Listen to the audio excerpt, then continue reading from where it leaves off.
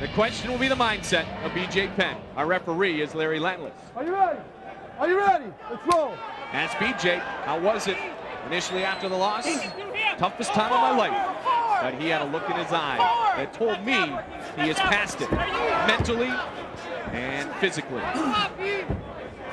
Creighton is known for his big slams, big takedowns.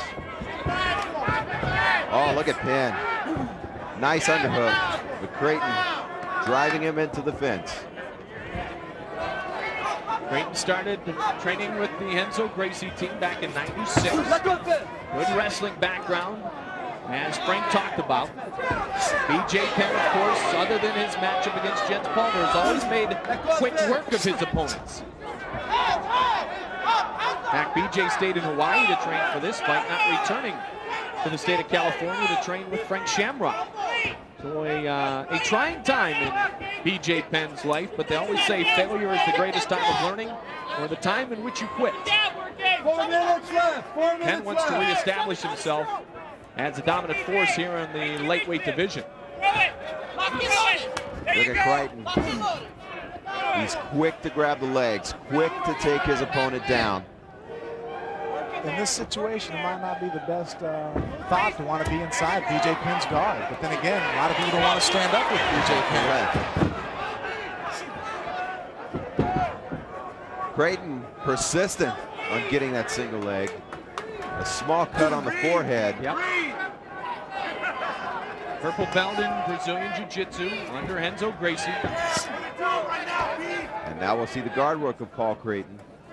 I'm really going to see that I feel that BJ's going to pass the guard fairly quickly here. Now, Creighton feels he's the strongest in his game, not the strongest of the two, per se, but he said the strongest part of his game is on the ground. Penn has shown the knockout power, but of course he's so decorated as a jiu-jitsu practitioner that we know he's comfortable there too. It looks like he wants to bring it back up here though, or at least find a dominant position down low for him.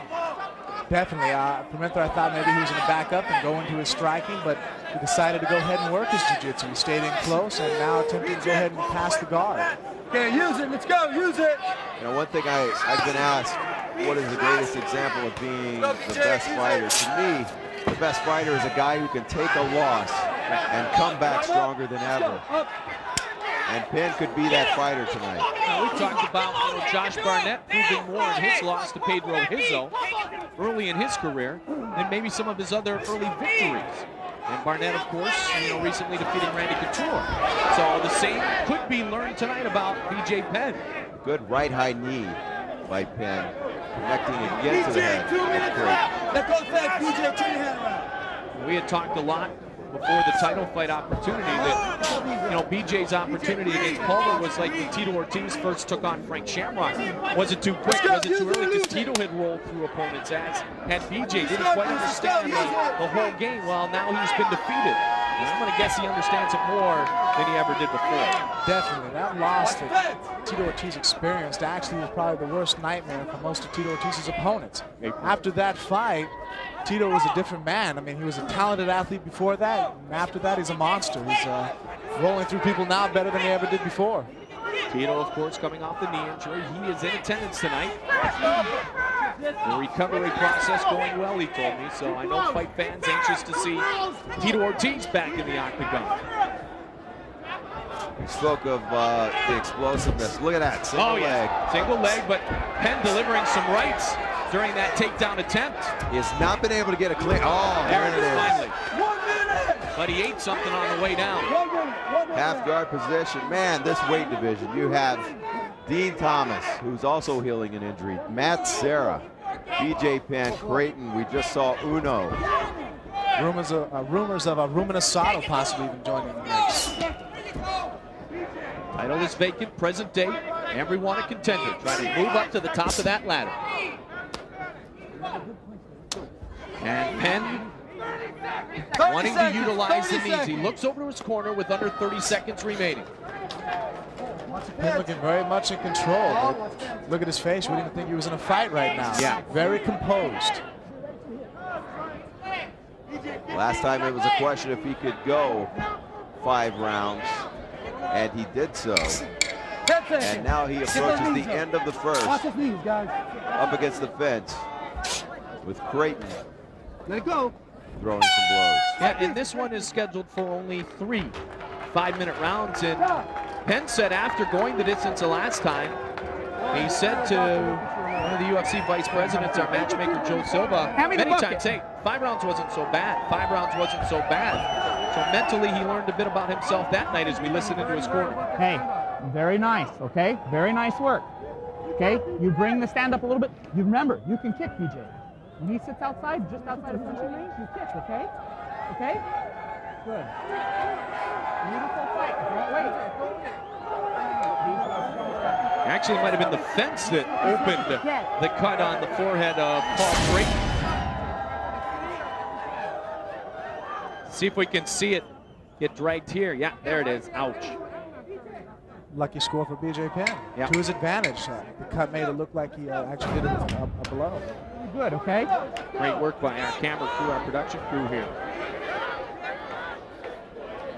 Octagon gates open. Beautiful sights throughout Bossier City, Louisiana. UFC High Impact. Such great fans of this sport of mixed martial arts here in the southern part of the U.S. And always gracious hosts. Are you ready? Let's roll. Round 2. We talked about what does Creighton have to lose with this fight. Right. He has everything to gain, nothing to lose. Taking this fight on short notice. And Penn launching the knees in again. Absolutely right about Paul having nothing to lose. Sometimes early in your career, just going the distance with the champ is a great accomplishment in itself, Yeah, especially a champion of the caliber of Penn. I think you may know something about that. Your first time in the octagon. Exactly. You had said to us this morning you were more nervous for your second fight than you were your first. Very rightfully so. My very first fight was against a black belt in jiu-jitsu world champion. I was by no means considered a favorite in that fight. Coming out and submitting him so quickly. My second fight, actually, the reason I was more nervous was I wanted to prove to everybody it wasn't a fluke. Anybody can get lucky once. Twice a little more convincing than I looked for a third time. You'll have that chance coming up at the Royal Albert Hall. But the crowd will be against you that night. You take on Ian Freeman from Sunderland, England. Frank Mir, nice enough to join us in the broadcast booth tonight. Jeff Osborne, Mike Goldberg, Ryan Bennett, glad to be with you. As BJ Penn looks to up his record to 4-1 in the UFC. During the break, Penn's corner said, "You can kick, BJ, you can kick." He went high there. Almost backfired on him, but Penn has been dominant thus far. Well, we've gone to the second round again for BJ Penn. After finishing Joey Gilbert in just under 5 minutes. Dean Thomas in 2 minutes and 42 seconds and Taro Uno in 11 seconds. And now Penn connects with the right. Penn just seems to be composed, almost as if he's letting the fight come to him, as opposed to always continuously forcing the action. He has a lot of confidence in the ability that he knows now if he goes and gets taken down, he's really not out of his element. On his back, he's just as dangerous standing up. So here he might be showing a little bit lack of a wrestling technique, but he's landing blows and really getting in a lot of shots there, cutting up the face of Paul. Let's go.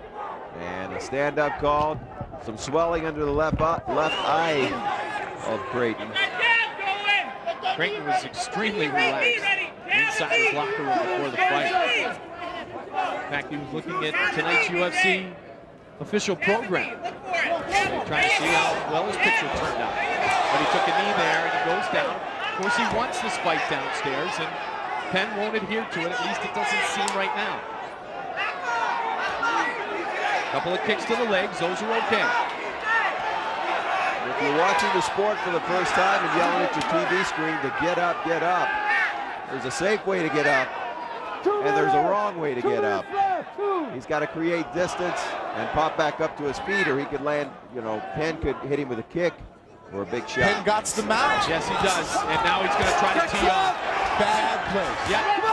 Creighton's purely defensive here. Penn left, right. And it stopped. It's over. BJ Penn gets the referee stoppage, and he has defeated. Patient and composed, and he took advantage here.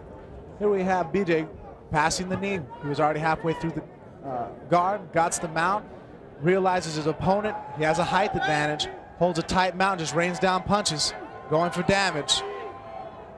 A lot of people might feel that maybe Paul should have extended his hand to block a punch, but in doing so, they've opened himself up for a submission. Not a lot you can do from down there. Well, the fight had gone to a point where Creighton could not intelligently defend himself, and he loses for the first time, Paul Creighton, in his mixed martial arts career.